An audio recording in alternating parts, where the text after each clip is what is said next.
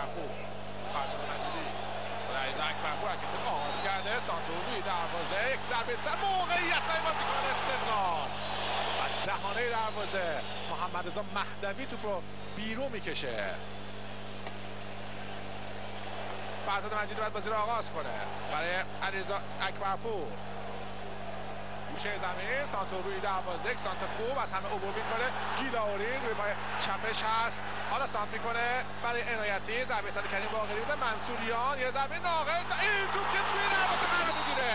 گل برای تیم استقلال توسط رضا عنایتی رقم میکنه. استقلال 1 پیروزی 0. زنده گل رضا عنایتی. با هم نگاه میکنه، این سانتر گیلاوری هست، کریم باقری توپ برگردون، ضربه منصوریان روی پاش جفتجور نشد.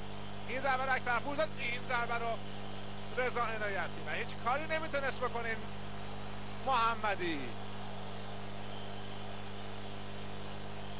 این ضربه اول هست، ضربه دوم و ضربه سوم.